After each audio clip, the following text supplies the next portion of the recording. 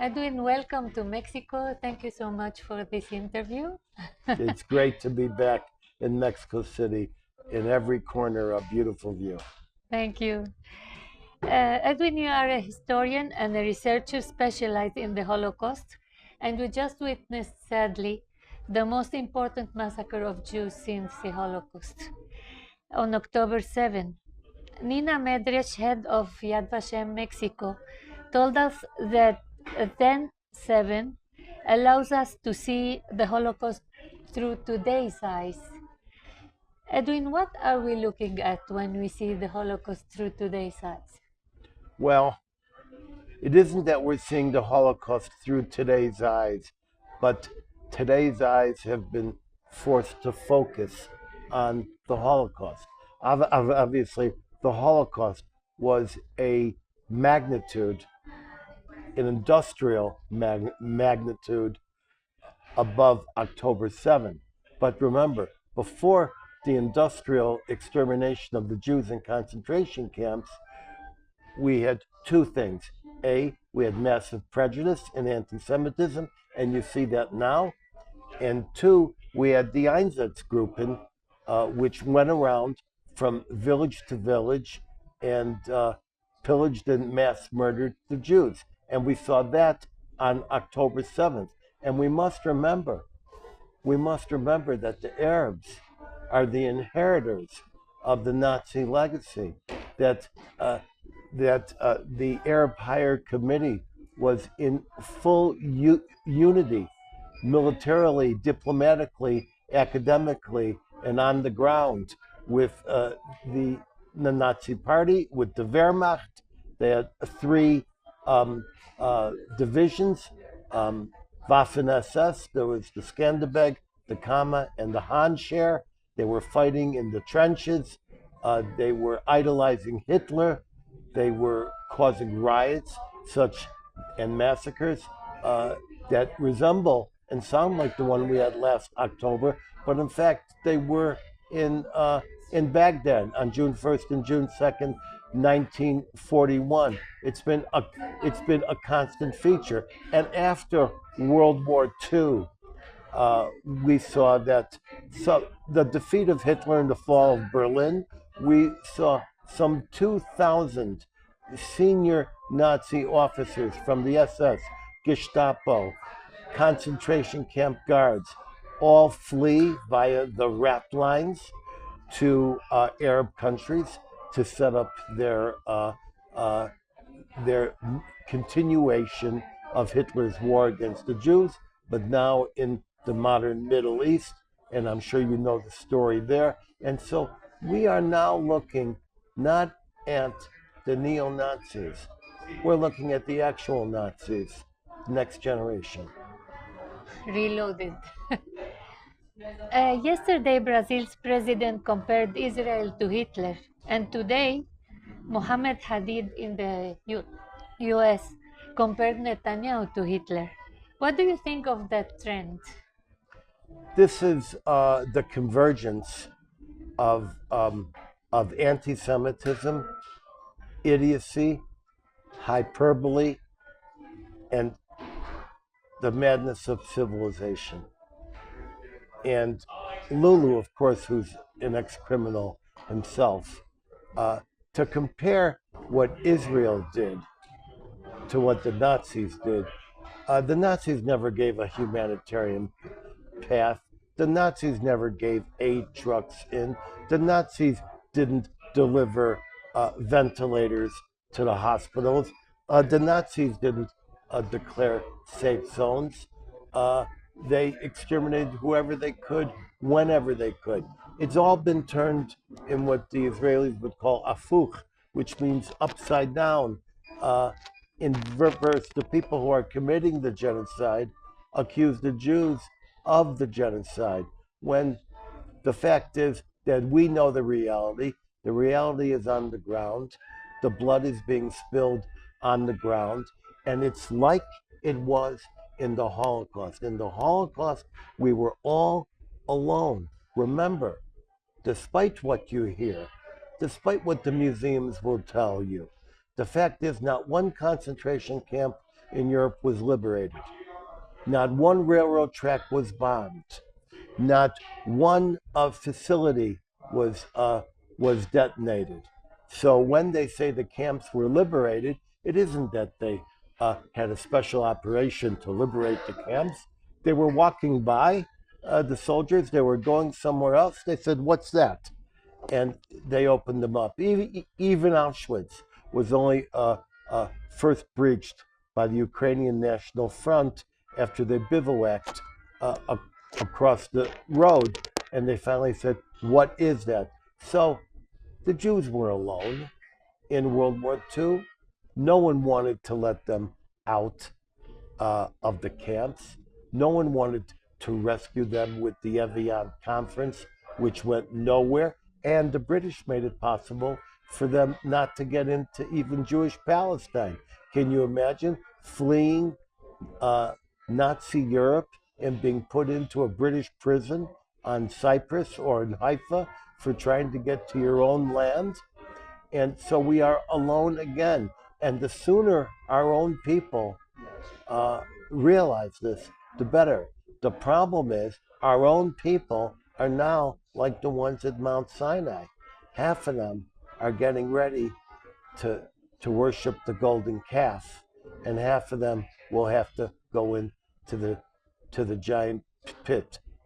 This is another redefining moment, historical pivot, a hinge of history for civilization, for mankind, and existentially for the Jewish people. What is the golden calf? What would be the golden calf? Well, the golden calf now is this false image that the Jews are committing a genocide instead of trying to survive and to fight as carefully as possible. We didn't fight this way in Dresden. We carpet bombed. In Normandy, we carpet bombed all of the French coast. We carpet bombed in Tokyo. We firebombed Tokyo. We dropped a bomb on Hiroshima. Mosul was fundamentally flattened. We weren't careful. We didn't discuss these things. Mosul was not 100 years ago. I don't even think it was 100 months ago. And so the point of the matter is there is now this new golden calf from the river to the sea, which is this complete falsehood. It's all afuch.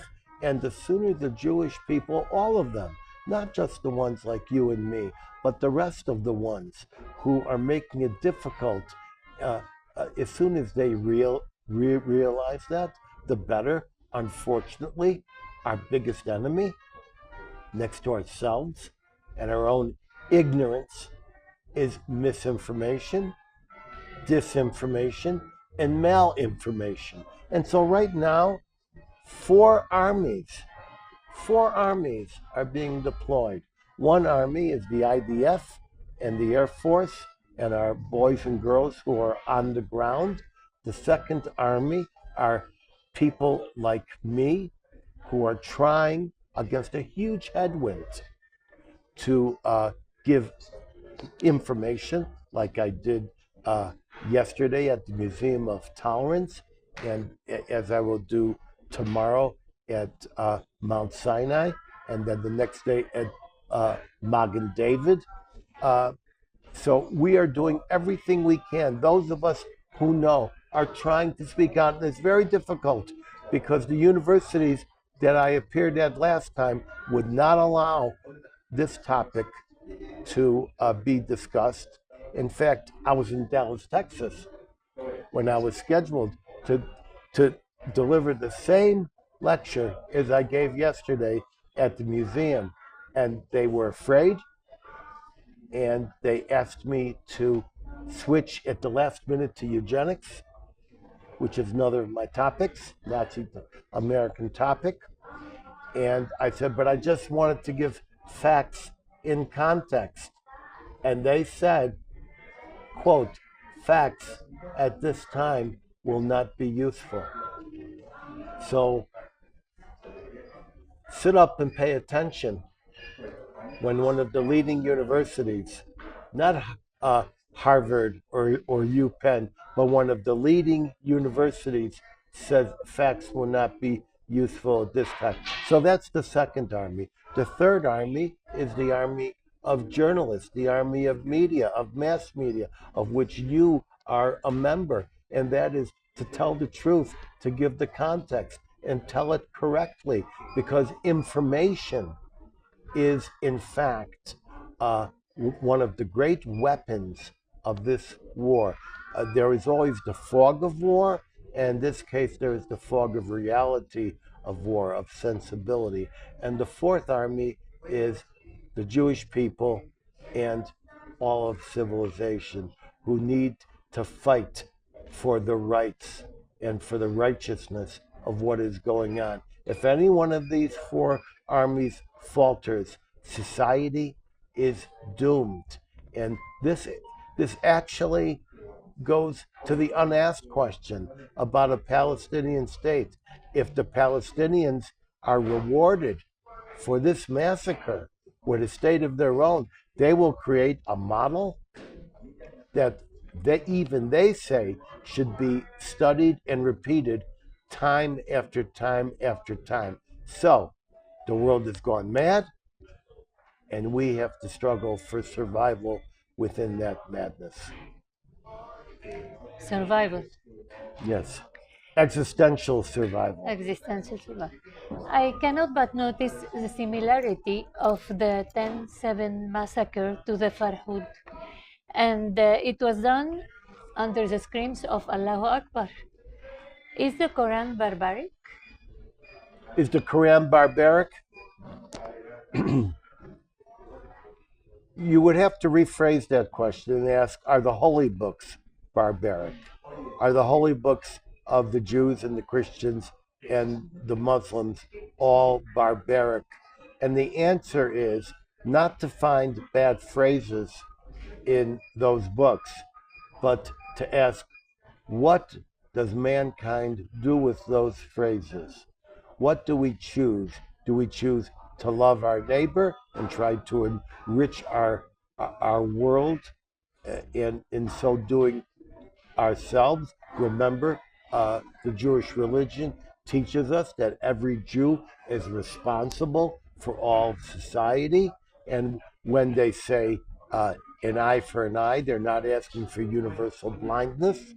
And what will the people do with those holy books? Now, in the case of the Jewish and Christian, we are living in a modern world, and we are applying what is right and just for our times. We're not living in a desert anymore. We're not living in a desert dune. We're not living in a desert kingdom. We're living in an urbanized world, at least as of the last 100 to 200 years. And so it's not really, is the Quran barbaric? Are the barbaric followers barbaric? And the answer is, what happened on October 7th, where parents were killed in front of their children and children were killed in front of their parents, was repeated by me consistently in describing the Farhud of June 1st, 1941, the Arab Nazi riot in Baghdad, and then once again in 1929 in Hebron, when the Arab yeshiva bookers, that is, those who were studying the Bible in Hebron, a Jewish city, named for the word chevra, which is friend or society of friends in Hebrew.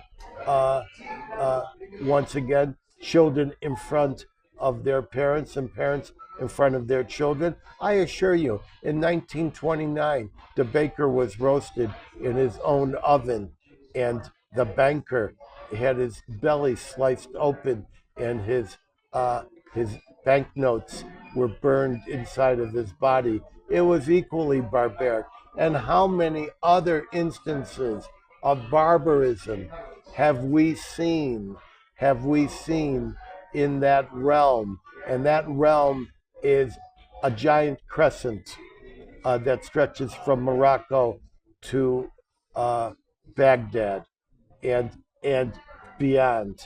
And there has been the impulse to enter the age of reason and comedy and live with our neighbors. And more, that has become the impulse. But just underneath the surface, there is this concept, and the concept is called the Arab street. And you know it from your own background.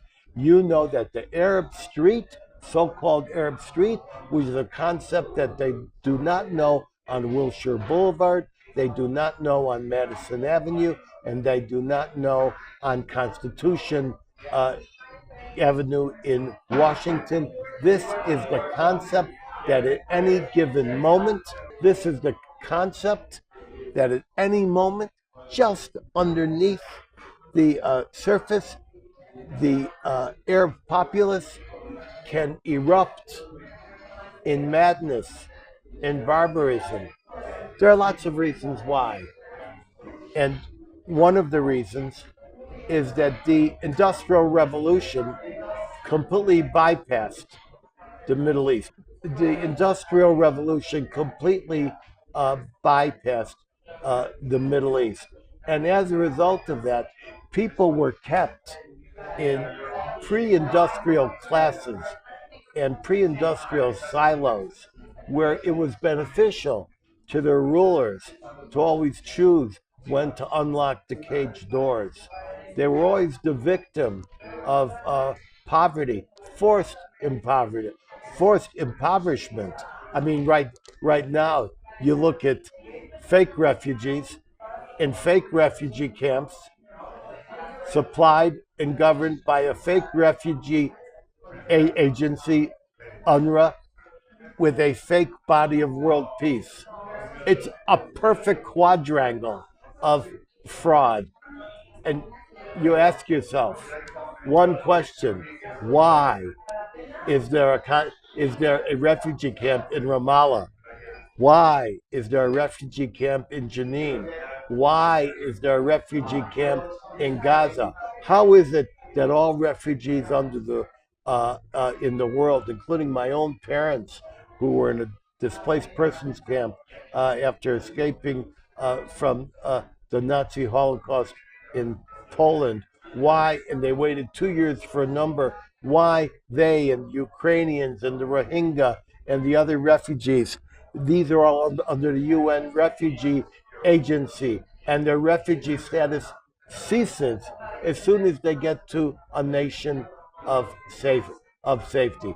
But the Arabs, the so-called Palestinian Arabs, these are people who become refugees even if they're born in Mexico City in an hacienda and that was owned by their father, who was also born in Mexico City. In other words, it's refugees in perpetuity as a fraud upon humanity, so they can be lifted up as a prop.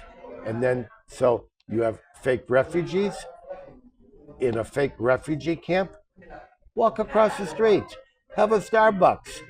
You own the property. Who ever heard of a refugee camp with a first-class hotel in it and a luxury shopping mall and luxury buildings? This is something that they want. UNRWA is this special refugee agency. Those of us in the Jewish community have always known it's been a tool of terrorism, running summer camps in Gaza to teach 10-year-olds how to kill Jews. Now the world is discovering this little by little. In the United Nations, what was that? The United Nations was always intended to be a fake body of world peace. Who founded the United Nations? The United Nations was founded by the United States, the UK, France, but also Maoist China and Stalinist Russia. That's the P5, the permanent five. So nothing can be done without the permission of Russia and China. And this is why the war in Ukraine has never been modified by the United Nations. The genocide against the Uyghurs has not been modified by the United Nations. It's just a tool for easy discrimination, and the greatest victim of this tool of discrimination is the Jews, and it is, of course, the inheritor of the League of Nations, which did nothing to stop upheaval in the world. They didn't stop the Hitler regime. They didn't stop the invasion of Africa by Italy. They didn't stop the rape of Nanking. And so the Do Nothing League of Nations gave rise to the Do Even Less and even more egregiously the United Nations. Now, why was this massacre done with such cruelty and brutality? What did Hamas wish to achieve? Hamas wanted to do exactly what they say they wanted to do, destroy the Jews. It's in their charter. They wanted to kill them, and they want to kill them atrociously. When the Arabs massacred the Jews of Hebron, they didn't just kill them, they killed each one according to their story. So the Christian traveler was crucified. As I say, the baker was baked in his own oven, and the banker had his body slit open, and his banknotes were burned inside of him. And they told people to cut off breasts and to play with them like they were footballs, cut off heads. They deliberately wanted to follow the ancient injunctions on war, which is not only to conquer and defeat, but to totally humiliate and strike terror.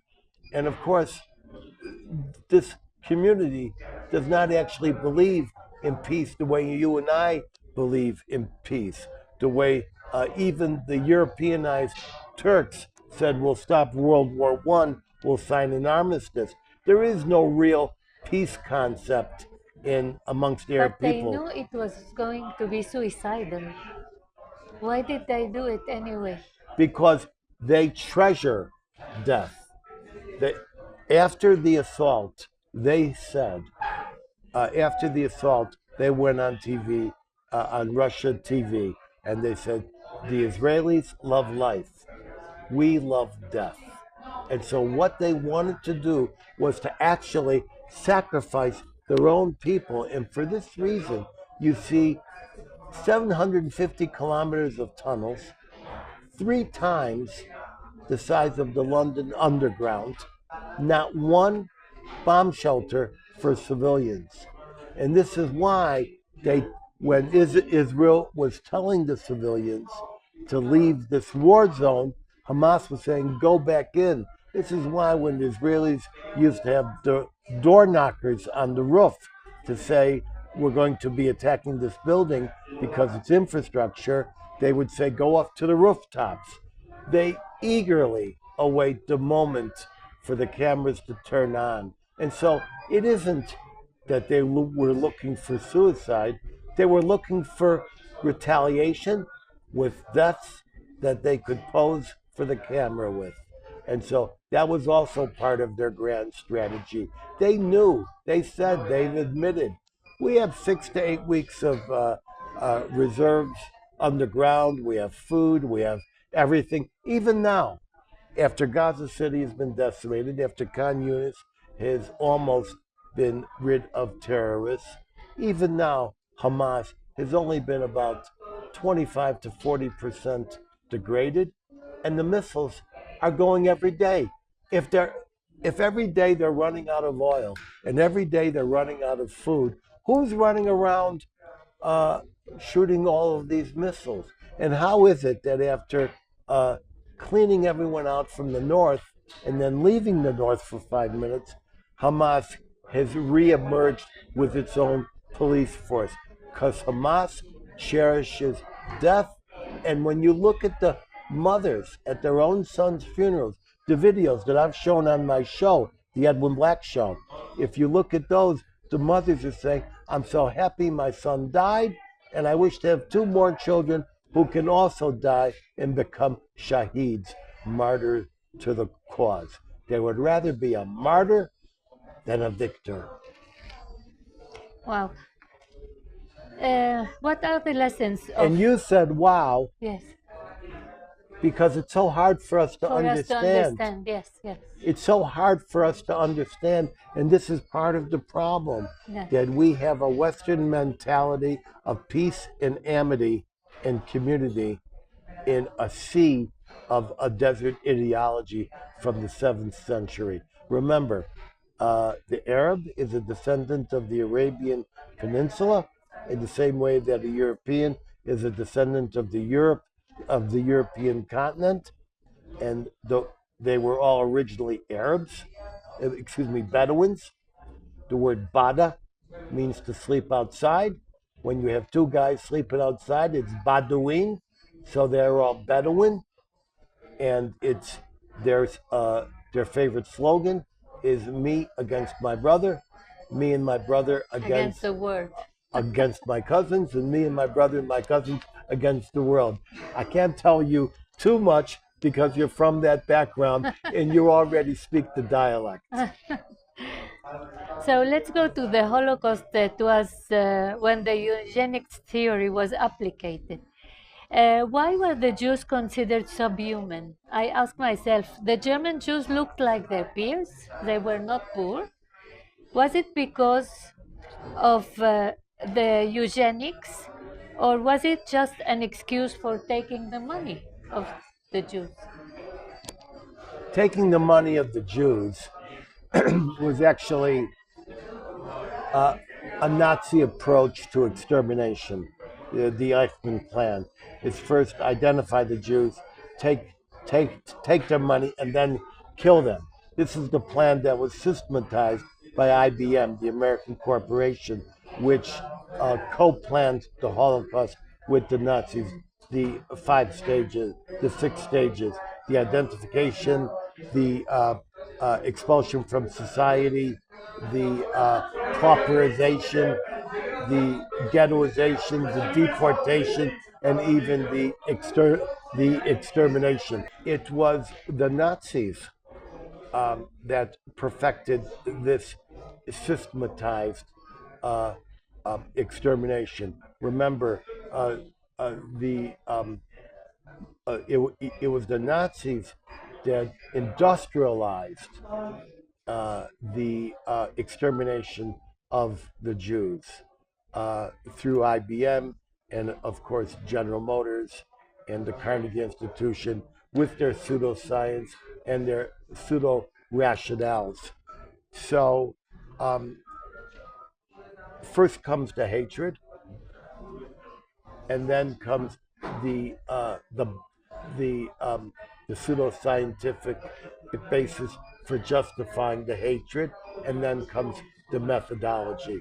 So first it was their decision to say the Jews are subhuman, and now that we know that they're subhuman, let's get rid of them. But before we get rid of them, we'll work them to death. We'll take all their money, and we'll rid the world of them. And they considered the Jews vermin, bacteria. Why? They did because prior to eugenics, the anti-Semitism in Europe was based upon 2 things.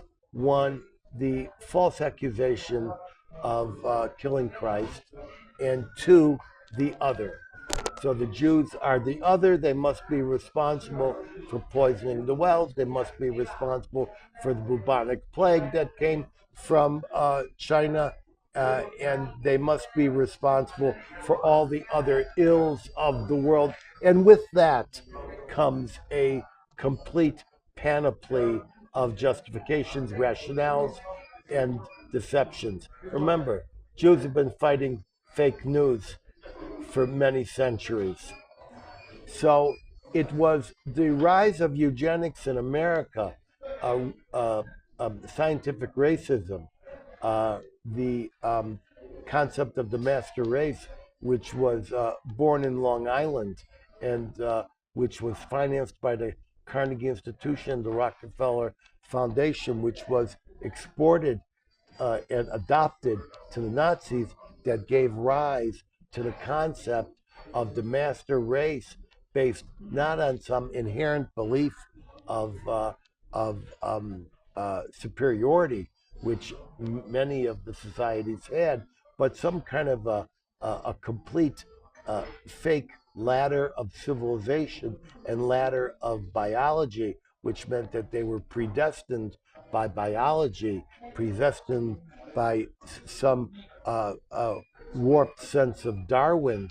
They were predestined by the laws of nature, as I say, to dominate the world, and in so doing, get rid of everyone who did not resemble themselves. In this case, in America, it was blonde, blue-eyed, a northern European, Nordic, or Aryan, and this was exported to Nazi Germany, studied carefully by Hitler, translated by the Nazi publication houses, and spread through the evil genius of Henry Ford.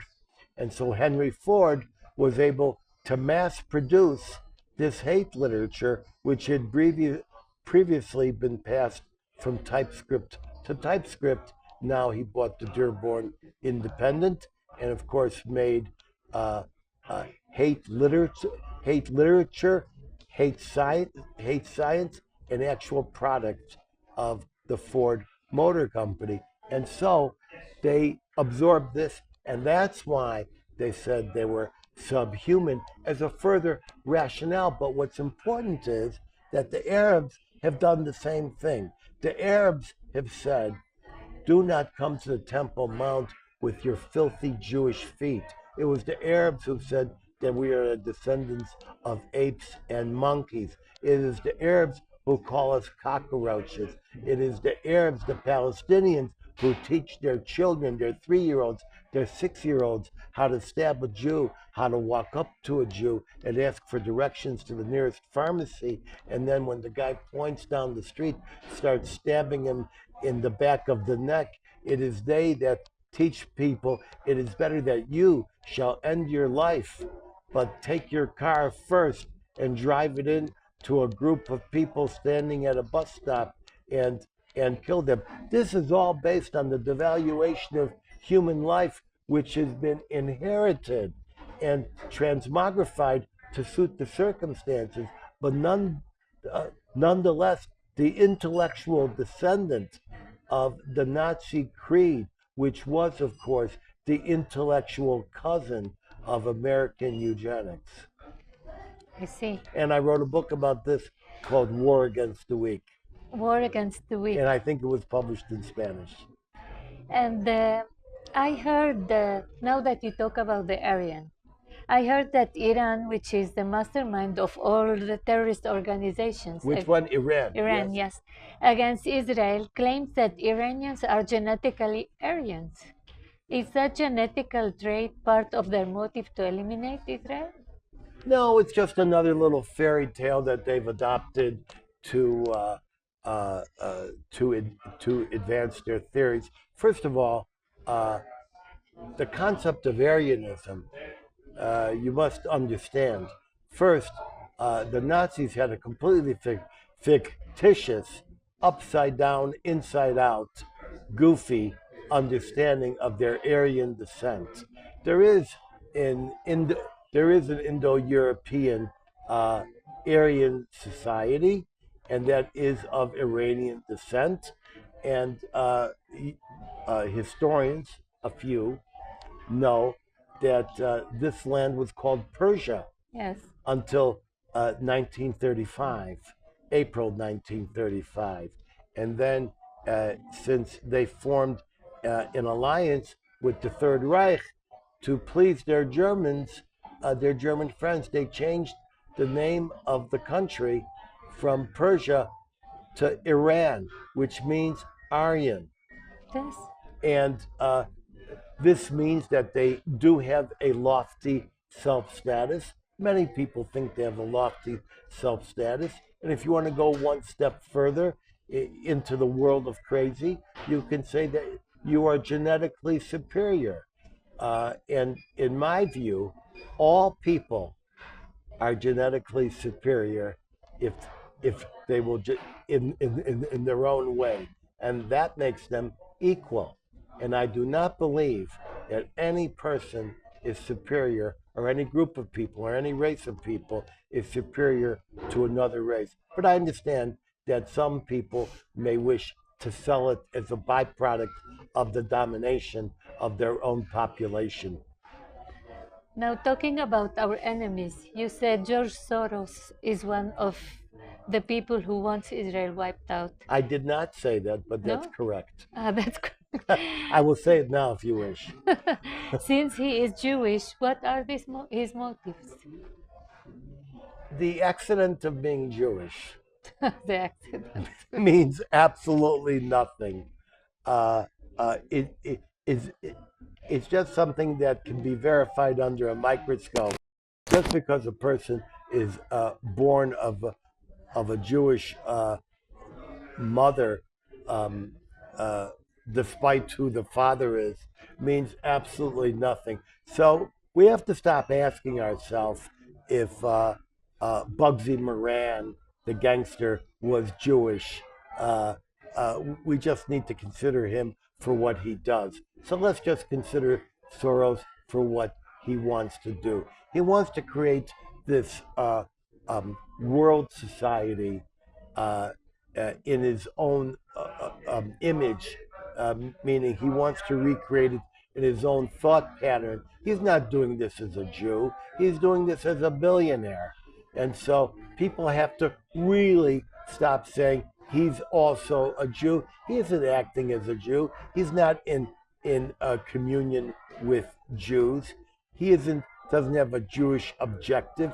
He's not tikkun olam, trying to repair the world. He's trying to kidnap the world and put it into his own control. Remember, George Orwell taught us in Animal Farm that all animals are equal, but some animals are more equal than others. And even in anarchy, there will be the chief anarchist to govern the anarchy below them. We have seen neo-Nazi surge in Mexico. What is going on in our country? Mexico is doing a very good job of emulating what I am documenting minute to minute and hour to hour in Canada, in the UK, in the United States, and throughout the free world. All of the modern assurances of progressivism, the being careful not to issue microaggressions, and to treat people with respect and not to use the wrong words and watch their gender identity and all of these types of things. None of that applies when it comes to the Jews. When you take Harvard and MIT and UPenn, it's just examples of a global community of anti-Semitic academia, and they can't figure out if the call to exterminate the Jews, to commit Jewish genocide, is hate speech. When they can't do that, it shows that the wellspring of intellectualism is actually the corruption of our own day-to-day living. And so we are seeing exactly what we saw in the 30s. What did I see today? My wife is from Fort Lauderdale, and this would be one of the prettiest and nicest places for a person to exist. And yet, yesterday, we see a Jew coming out of a synagogue and being beaten viciously because he's wearing a yarmulke and tzitzis. He's being beaten as a Jew. We see Jewish people all over the world being expelled from competitions, from lectures because of their Jewish identity. We see organizations here that tried to schedule Holocaust memorials at various universities, and this was halted and canceled. Even people here in the Jewish media tried to do that. We see that these events that I've been working on, which were the last time I was here, I appeared at the major universities. They're not doing that now. But beyond that, that's just the softer side of anti-Semitism. We see every day and every hour that the Jews are being physically assaulted, beaten up, harassed, shouted down, and you're seeing it throughout the world. You're seeing it in Canada, you're seeing it in Los Angeles, you're seeing it in Boston, you're seeing it here in Mexico, you're seeing it throughout the land. We saw in Dagestan a Farhud in the making as they raced through the airport looking for a Jew, breaking into every room in the hotel and in the airport looking for suspected Jews. Then they found some people. Most people don't see the video, but I saw the video where they found some suspected Jews and crushed their heads with concrete, the so-called Arab street. And I have now been compelled to identify this and declare this to be World War J. And World War J is the war that the Jews are fighting in the Middle East, and that the Jews of the world are fighting on their own street corners, synagogues, and campuses. You know, the agony that I've had to confront personally is being correct. People sometimes say, what do you wish for? I wish to not be so correct. I predicted on my show well over a year ago, Kristallnacht 2.0. And I said, you'll see it in New York, and you'll see it in various cities where you'll see rampages against the Jews. And now it's World War J. And even the Jewish leaders that I interviewed, the constitutional attorneys, who were the last to concede that the Jews would be victimized in America, even they have admitted, yes, Kristallnacht 2.0 is not coming, it is here. And when I did my International Farhud Day commemoration last June, I said, where next? And I said, will it be in Morocco or Syria? No, it will be in Israel and then the United States. So we saw the one in Israel. The next one is coming in Michigan, possibly Toronto. And we are existentially in trouble, the Jewish people, and we need to wake up. I know there are a lot of October 8th Jews who were progressives and liberals, who have now been abandoned by the entire liberal establishment. The people who are supposed to defend the women and guard against rape have now sided with Hamas and said the rape was justified. You have people like Greta Thunberg and the climate community saying that they stand with Hamas, and Israel and Zionism must be crushed. You even have the trans community, this gender identity community, saying we stand with Gaza, we stand with Hamas. I tell you something, this is the stupidest thing since the invention of turkeys for Thanksgiving. If one of these trans guys goes to Gaza, you know from your background, they're going right to the rooftop, shot in the knee, and thrown down. And the idiocy that we see is one of the greatest symptoms and accelerators of the disease of Jew hatred spreading around us. And this witlessness, this lack of knowledge is actually a very desirable thing for the active haters. And so the active haters, the ones who actually know where the river and the sea is, and they don't think that the river is the East River in Manhattan, but they actually know what sea they're talking about. They're looking for the witless to convince, for the people with low information, so that they can chicly tear down the posters of the kidnappers.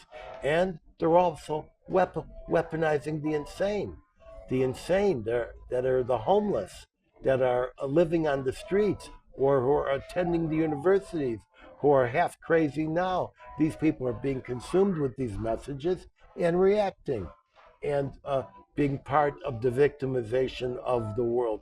The level of isolation, of the quest for Jewish survival, has yet to be comprehended. The Bible says that we shall live alone. Yes, we shall give the message for humanity, but as part of the cost of giving that message, we will be compared to dwell alone, and we are that people.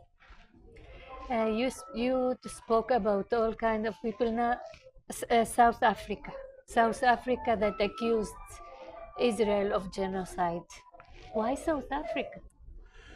South Africa is, even though the Jewish people have fought very hard, including myself, for the liberation of South Africa is dominated by Muslims, by radical Muslims. And these radical Muslims have mobilized the South African government, first to reduce all diplomatic relations of Israel to utilitarian identification. They don't even have embassy level relations. And second, to go to the International Court of Justice, which is a contract court. It's a contract court. And Why? the International Court of Justice is where countries go to settle disputes about taxes and about weights and measures and border disputes. It's not a place where you can go to launch genocide complaints. It has no enforcement arm. But it has a convention on genocide. There is a convention on genocide, but the place for that is the International Criminal Court, which is the second of these courts. The International Criminal Court was just invented, was just authorized by the Treaty of Rome.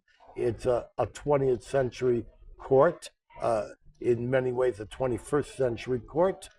And I can tell you that most of the world is not a member. So even the concept of international law, as I tried to explain in my museum talk, is a complete misnomer. There's no such thing as international law if you use the word law. There isn't a body that sits and makes these laws. It's all unelected governance agreeing to contract law. So if you commit murder in Mexico City, you don't have a choice whether to be investigated and tried for murder by the authorities. That's what makes it law. Equal justice and equal due process. But in international law, it's only the high contracting parties, the parties who agree to be bound by it. And Hamas is not even a state actor. So Hamas is not even part of it. The Palestinian Authority is not a state actor. So it's all a corruption of law. But it's not the first time there's been a corruption of law. Remember, the entire Nazi regime was based on law and warped jurisprudence and warped jurists. Everything in the Third Reich was done pursuant to a written law, regulation, or decree to make it nice and tidy. But that doesn't mean that the law was not corrupted, that the law was not magnetized, and the law was not used as a weapon against people instead of an elevation for the benefit of people. So international law, I mean, for heaven's sakes, the Berlin to Baghdad Railway Convention was ratified by both governments and became international law. It's international law that I'm going to build a railroad from Berlin to Baghdad. and, uh, and so basically international law is the agreement of a code of behavior, but there's very little enforcement, and the potential enforcement is in the Security Council, and the General Assembly has no standing. They can make recommendations, but they can't enforce. And even the United States, which does not, remember, Biden does not care about a Palestinian state, he cares about a Michigan state. And if the 250,000 Muslims and Arabs in Michigan follow through with their threats to withhold their vote in the next presidential campaign, then Biden and the Democrats are out. And there's a huge abandon Biden movement. Even the United States, which is saying one thing in Michigan and another thing in Manchester, even the United States has just said if there is a vote on this, I believe, Algerian motion to stop Israel from going after Hamas in Rafah, we will veto it. Yes. So really, there's never been a Security Council action on the Ukraine, not on the Uyghurs. The only one that adversely really affected Israel was the one that we knew was coming from Barack Obama as his parting shot against the Jews. And remember, even people like Michelle Obama, who rallied, bring our girls home, save our girls, when the 400 girls were kidnapped in Nigeria, even she has said nothing about the rape and destruction. And even Barack Obama showed what a Jew hater he was when he said, well, there's two sides to this story, and there's a context to what happened we need to understand. And that's why his friend Alan Dershowitz, the great constitutional attorney, said that Barack Obama is now an enemy of the Jewish people. Right now, we're swimming in a sea of enemies, and we're looking for those tiny islands of friendships. And if that tiny island of friendship turns out to be the government of Argentina for the moment, if that tiny island of friendship turns out to be the the Jewish Mexican community, wherever we can find it, we will do it. Because remember, the number one objective of the Jews is to make it alive till Shabbos. Edwin, after all you discovered, after all the atrocities you see in your research, are you disappointed with humanity? Yes. Yes, you are. There's no further explanation or response to your question. Yes, it's painful to be validated. You know, being validated means being propelled at high speed against the blade of your own correctness. And it hurts to have to sit there and say the next Farhood is going to happen in Israel and see it happen, and to see all of these predictions. And I'll tell you something, you don't know a half of it, because the Jews are right now looking at the dispossession of the Jewish community in the United States. It is coming. The dispossession of the Jews in the United States is coming if the wrong people get elected. The dispossession? Like The dispossession. taking their properties? Taking their property, expelling them, incarcerating them. And if the wrong people get elected this November, And that's if exactly Trump what. gets elected? If Trump gets elected, then it's not going to happen, or if any Republican.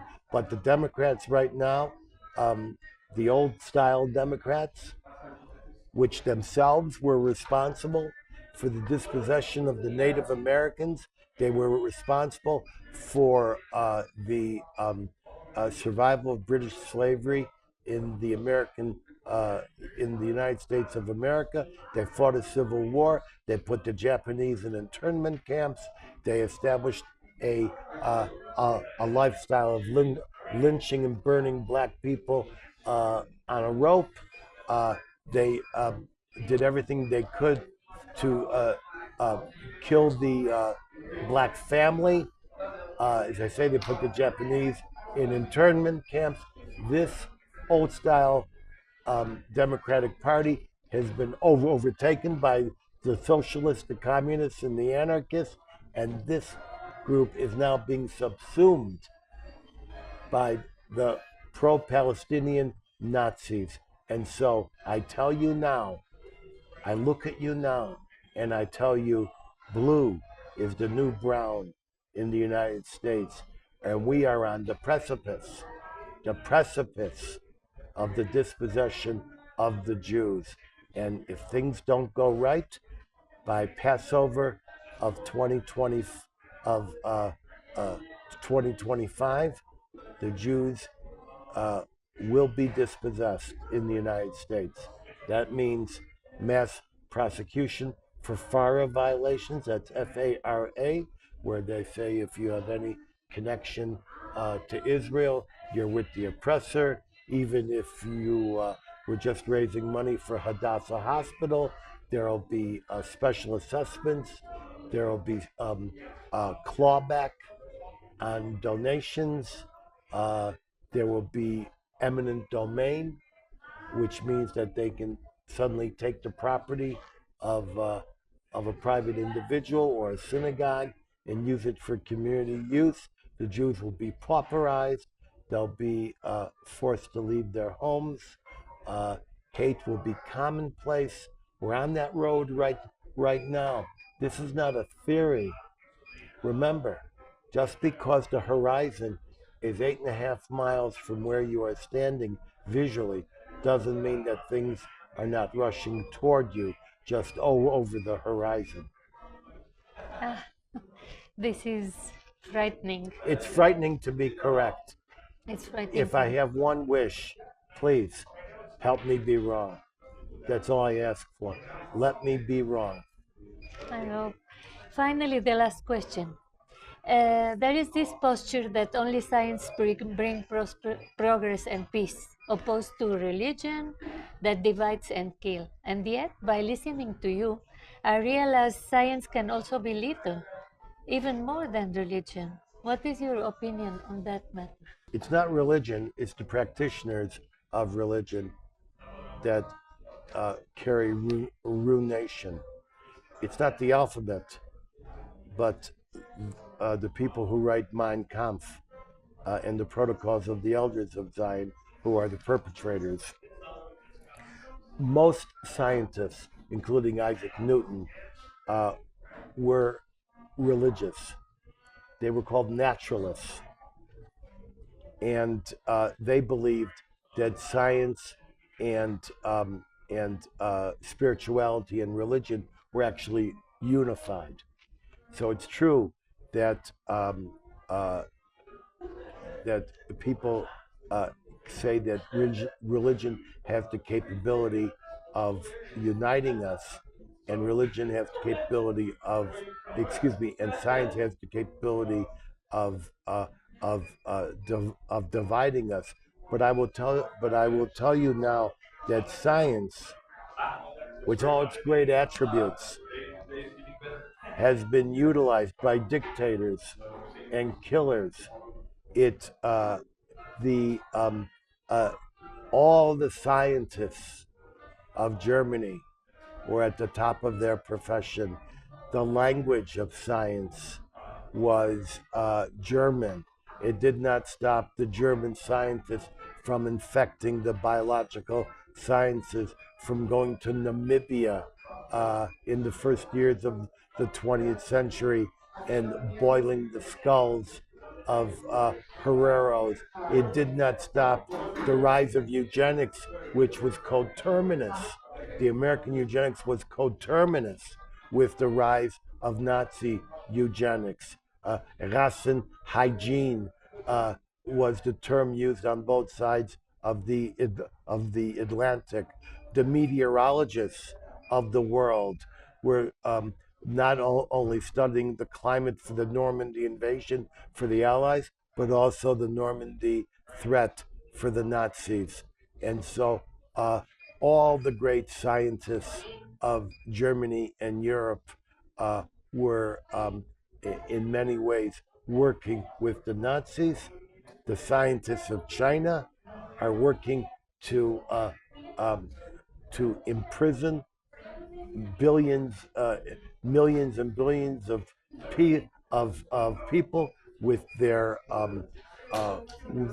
with their social credit program, which is all based on computer science.